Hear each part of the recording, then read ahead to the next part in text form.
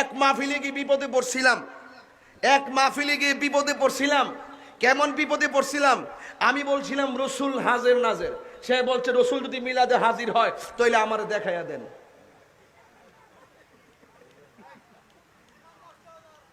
রাহস না।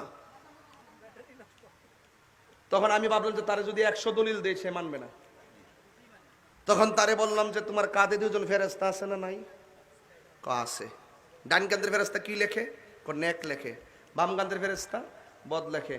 কিরামান কাতিবিনা ইয়ালামুনা মা তাফআলুন, তুমি যা করো সব লেখে কিরামান কাতিবিন। Okay, that's all right. Oh yes, thank you very much. Okay, তো ফেরেশতা দুজন কাঁধে আছে কিনা? আছে। লেখে কিনা? লেখে। এখন আছে কিনা? আছে। ওজন লাগেনি? না। কাটলে পাওয়া যাবনি? না। বিশ্বাস করুনি? করি। তো এইটাই বিশ্বাস করেন।